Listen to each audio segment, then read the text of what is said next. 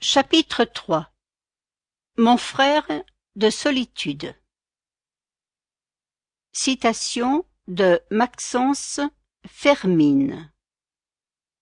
Il y a deux sortes de gens. Il y a ceux qui vivent, jouent et meurent. Et il y a ceux qui ne font jamais rien d'autre que se tenir en équilibre sur l'arête de la vie. Il y a les acteurs et il y a les funambules. Martin alluma une nouvelle cigarette sans parvenir à se calmer. Cette fois, c'était certain, quelque chose clochait. L'alarme aurait dû se déclencher depuis une bonne minute. Au fond de lui, le jeune homme n'était pas mécontent. N'était-ce pas ce qu'il avait secrètement espéré? Alpaguer Archibald, tout seul, sans l'aide des gardiens ou des flics de la PJ, pour s'offrir un mano à mano hors témoin. Martin savait qu'un bon nombre de ses collègues étaient fascinés par les exploits d'Archibald et trouvaient gratifiant de traquer un tel criminel. Il est vrai que Maclean n'était pas un voleur ordinaire. Depuis 25 ans, il donnait des sueurs froides aux directeurs de musées et ridiculisait toutes les polices du monde. Adepte du beau geste, il avait érigé le cambriolage en art, faisant preuve de virtuosité et d'originalité à chacun de ses vols.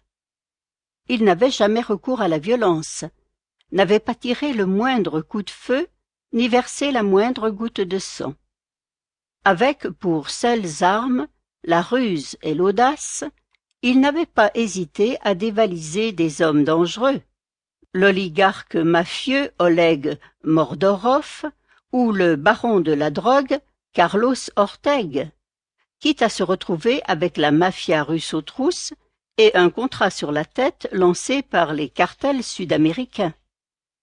Martin était régulièrement excédé par la façon dont les médias rendaient compte des méfaits du voleur. Les journalistes brossaient d'Archibald des portraits complaisants, le considérant davantage comme un artiste que comme un criminel. Paradoxalement, les flics ne connaissaient pas grand-chose d'Archibald Maclean, ni sa nationalité, ni son âge, ni son ADN. L'homme ne laissait jamais d'empreinte derrière lui. Sur les vidéos des caméras de surveillance, on distinguait rarement son visage, et lorsqu'on y parvenait, ce n'était jamais le même, tant l'homme maîtrisait l'art du déguisement. Le FBI avait eu beau promettre des récompenses importantes à quiconque fournirait un renseignement permettant son arrestation, il n'avait récolté que des témoignages contradictoires. Archibald était un véritable caméléon, capable de changer d'apparence physique et de rentrer dans la peau de ses personnages comme un acteur. Aucun receleur, ni aucun complice n'avait jamais brisé la loi du silence. Autant de signes qui laissaient penser qu'Archibald travaillait seul et pour son propre compte. À la différence de ses collègues de la presse, Martin n'avait pas cédé à la fascination pour le personnage. Malgré son panache, Maclean n'était qu'un criminel. Pour Martin, le vol d'un bien culturel n'était pas assimilable à celui d'un autre bien. Au-delà de sa valeur marchande, toute création artistique avait quelque chose de sacré et participait à la transmission d'un patrimoine culturel accumulé au cours des siècles. Le vol d'une œuvre d'art constituait donc une atteinte grave aux valeurs et aux fondements de notre civilisation, et ceux qui s'y livraient ne méritaient aucune indulgence. Silence religieux. Aucun craquement, aucune présence. Le musée était étrangement calme. Archibald pénétra dans les salles d'exposition avec le même recueillement que dans une église. L'éclairage nocturne du musée, aux tons vert émeraude et bleu de cobalt, plongeait les pièces dans une atmosphère de château hanté. Archibald se laissa gagner par l'ambiance. Il avait toujours pensé que la nuit, les musées reprenaient leur souffle, dans le silence et la pénombre, loin des exclamations de la foule et des flashs des touristes. À trop vouloir surexposer la beauté des œuvres, ne finissait-on pas par dénaturer leur intégrité et, à terme, par les détruire? En un an, une toile pouvait aujourd'hui être soumise à autant de lumière qu'autrefois en 50 ans. Ainsi exhibés, les tableaux perdraient peu à peu leur éclat, se vidant de leur sève et de leur vie. Il arriva dans la première salle consacrée à Paul Cézanne. Depuis plus de 20 ans, Archibald avait visité des dizaines de musées, eut entre les mains certains des plus grands chefs-d'œuvre. Pourtant il éprouvait à chaque fois la même émotion, le même frisson devant l'évidence du génie. Certains des plus beaux Cézanne se trouvaient dans cette pièce. Les baigneurs, les joueurs de cartes, la montagne Sainte-Victoire. Le voleur dut se faire violence pour s'arracher à sa contemplation. Il piocha dans sa ceinture une fine tige en titane qu'il vissa solidement sur le pan de mur qui séparait cette galerie de la suivante. Car Archibald n'était pas venu pour Paul Cézanne.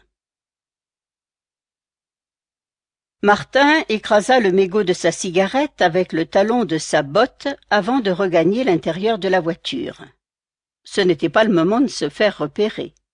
S'il avait retenu quelque chose de ses 10 années de service, c'est que même le plus génial des criminels finit par commettre une erreur.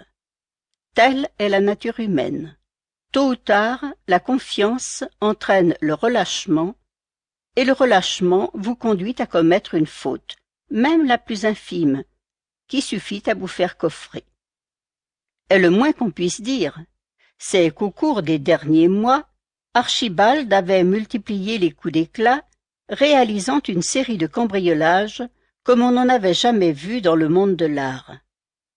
Entre autres trésors, la danse de Matisse au musée de l'Ermitage de Saint-Pétersbourg, une inestimable partition manuscrite des symphonies de Mozart à la Morgan Library de New York, un sublime nu de Modigliani à Londres.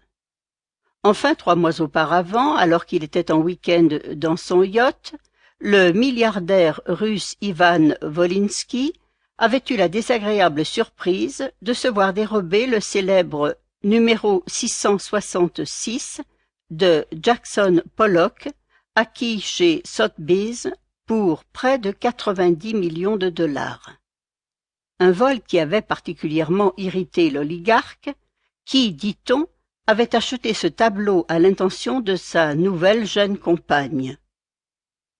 Martin alluma le plafonnier et sortit de sa poche un petit carnet en moleskine sur lequel il avait récapitulé les vols récents. On peut voir un tableau à 4 colonnes. Ces colonnes indiquent la date du vol, l'œuvre d'art, l'artiste et la date de la mort de l'artiste. Une flèche met en relation la date du vol et la date de la mort de l'artiste. 3 novembre. La danse. Matisse, 3 novembre 1954. 5 décembre. Manuscrit. Mozart, 5 décembre 1791. 24 janvier. Female nude. Modigliani, 24 janvier 1920. 6 février. Portrait d'Adèle. Klimt, 6 février 1918. 8 avril. Le mendiant. Picasso. 8 avril 1973. 16 avril. La Maya nue, Goya. 16 avril 1828. 28 avril. Triptyque funèbre, Bacon. 28 avril 1992. Les concordances étaient trop nombreuses pour croire à de simples coïncidences. À la façon d'un serial killer, Archibald MacLean ne frappait pas au hasard, mais suivait un modus operandi précis. Comme pour leur rendre hommage, il semblait désormais organiser ses vols en fonction de la date anniversaire de la mort des artistes qu'il vénérait. Suprême vanité, ou manière de plus de narguer la police et de se construire une légende, il avait signé chacun de ses cambriolages par sa carte de visite ornée d'une croix du Sud. Décidément, ce type était inclassable.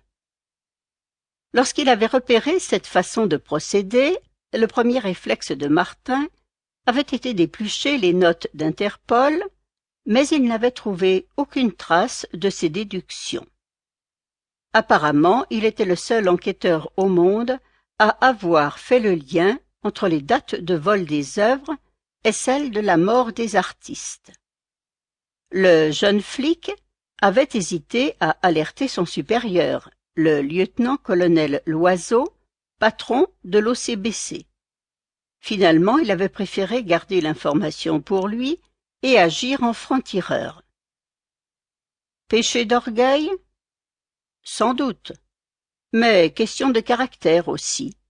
Martin était un solitaire, pas très à l'aise et peu performant dans le travail en équipe.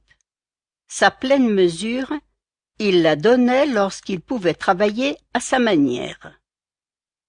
Et c'est ce qu'il allait faire ce soir, en servant à l'OCBC la tête d'Archibald sur un plateau. Comme à chaque fois, le colonel Loiseau et ses collègues ne seraient pas longs à s'en attribuer le mérite. Mais Martin n'en avait cure.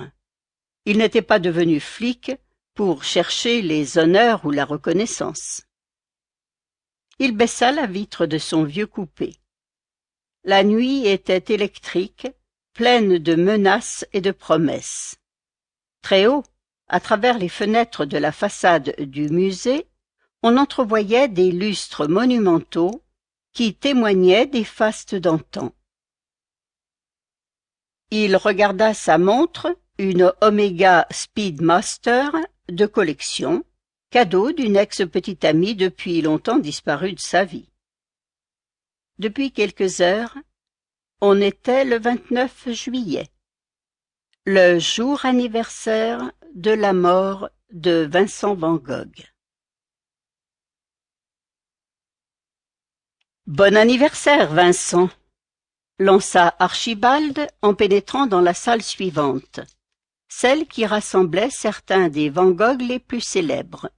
La sieste, le portrait du docteur Gachet, l'église d'Auvers-sur-Oise. Il fit quelques pas dans la pièce et se planta devant le plus connu des autoportraits de l'artiste. Auréolé de vibrations mystérieuses, le tableau avait quelque chose de fantomatique, avec ses couleurs turquoise et vert absinthe qui phosphoraient dans la pénombre. Depuis son cadre en bois doré, Van Gogh lui lança un regard oblique, fixe et inquiétant. Un regard qui semblait le suivre et le fuir à la fois. Des touches hachurées révélaient ses traits durs et émaciés. La chevelure orangée du peintre et sa barbe couleur de feu dévoraient son visage comme des flammes, tandis qu'au fond du tableau tourbillonnaient des arabesques hallucinées. Archibald regarda la toile avec intensité. Comme Rembrandt et Picasso, Van Gogh s'était souvent pris lui-même pour modèle. À longueur de tableau, dans son style inimitable, il avait cherché, jusqu'au vertige, sa propre identité. On avait recensé plus de 40 de ses autoportraits, des miroirs sans complaisance qui permettait de suivre l'évolution de sa maladie et de son tumulte intérieur. Mais cette toile était connue pour être celle à laquelle Vincent était le plus attaché. Peut-être parce qu'il l'avait peinte lors de son internement à l'asile de Saint-Rémy de Provence, moins d'1 an avant son suicide, pendant l'une des périodes les plus fécondes, mais aussi les plus douloureuses de sa vie. Presque compatissant, Archibald ressentait un vrai trouble devant le visage torturé. Ce soir, la toile renvoyait au voleur l'image d'un frère de solitude. Ce tableau, il aurait pu le voler depuis déjà 10 ou 20 ans, mais il avait préféré attendre cette nuit qui serait l'apogée de sa carrière de voleur. Un bruit de pas se fit entendre à l'étage inférieur, mais Archibald ne parvenait pas à détacher ses yeux de ceux du peintre hollandais, hypnotisé par son génie, qui, d'une certaine façon, avait triomphé de sa folie. Les interrogations soulevées par Van Gogh à travers ses autoportraits le renvoyaient aux questions qu'il se posait lui-même sur sa propre existence. Qui était-il vraiment? Avait-il pris les bonnes décisions au moment décisif? À quoi comptait-il consacrer le restant de sa vie?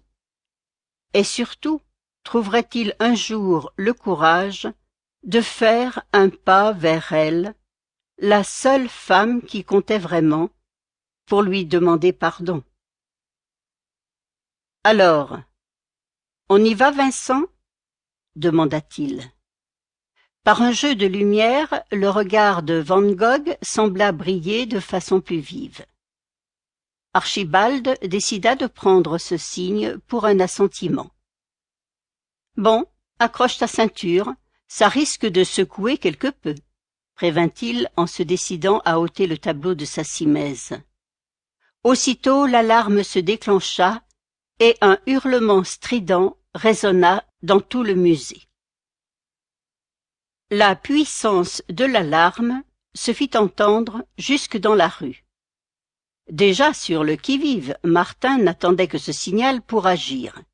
Il ouvrit sa portière et sortit sur le trottoir après avoir récupéré son arme de service dans la boîte à gants, le pistolet automatique Sig Sauer 9 mm qui équipait désormais la plupart des gendarmes et des flics de France. Il vérifia le chargeur à 15 coups et rangea le flingue dans son holster. Pourvu que je n'ai pas à m'en servir. Il manquait d'entraînement. Depuis sa mutation à l'OCBC, il n'avait pas tiré le moindre coup de feu, alors qu'au stup, il utilisait son arme régulièrement. Martin traversa les 2 voies pour se poster sur le parvis du musée, à la perpendiculaire des quais de Seine. La rue de la Légion d'honneur était déserte, à l'exception de 2 SDF qui dormaient dans des sacs de couchage à l'entrée de la gare souterraine du RER-C. Le jeune flic se dissimula derrière une colonne Maurice et reprit sa planque depuis son nouveau poste d'observation. La tête dressée vers les toits, il repéra à travers ses jumelles une nouvelle corde tendue le long de la face est du musée et qui permettait d'atteindre l'un des balcons du premier étage.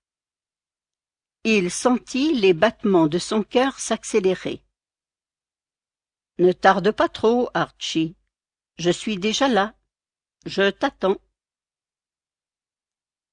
Dès qu'Archibald décrocha la toile, les grilles de sécurité s'abattirent à une vitesse fulgurante des 2 côtés de la pièce pour piéger le voleur et bloquer sa fuite. Le même système de protection existait aujourd'hui dans tous les grands musées du monde. Ne pas chercher forcément à empêcher les malfrats de s'introduire dans les bâtiments, mais s'assurer qu'ils ne puissent pas en sortir. En quelques secondes, une armada de vigiles investit le niveau supérieur du musée. « Il est là, pièce 34 !» lança le chef de la sécurité en pénétrant dans le couloir qui menait aux galeries. Sans céder à la panique, Archibald enfila un masque respiratoire, chaussa de fines lunettes de protection bleutées et tira de son sac de quoi disparaître. La patrouille se rapprochait, défilant à toute allure à travers les galeries impressionnistes. Lorsque les gardes déboulèrent devant la grille d'acier, ils furent accueillis par 3 grenades dégoupillées que l'on venait de lancer sur le parquet.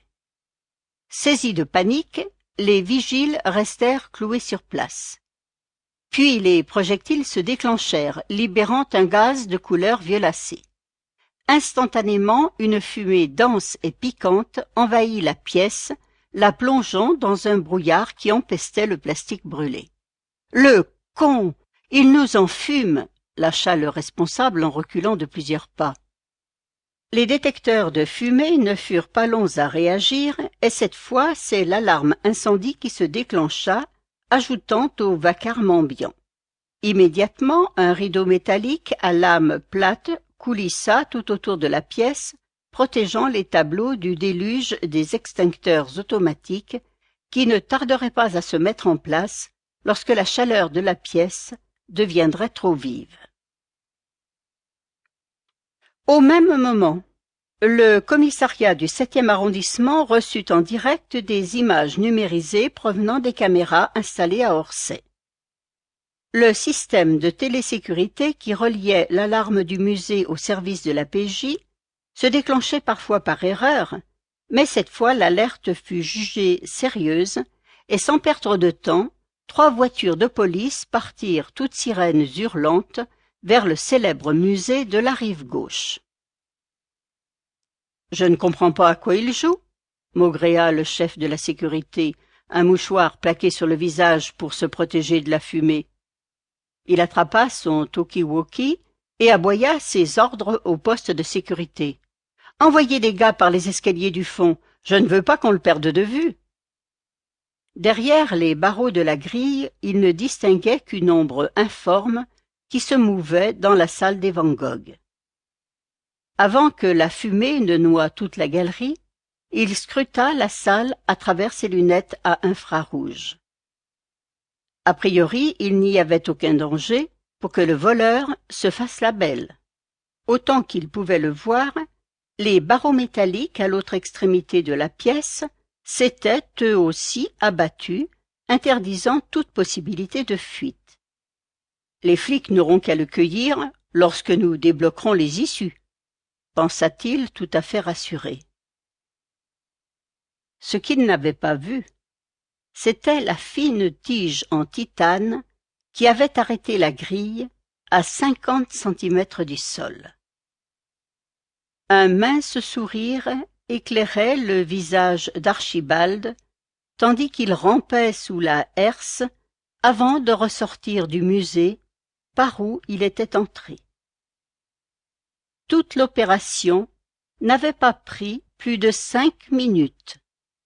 5 minutes qui lui avaient suffi pour décrocher du mur un tableau d'une valeur inestimable.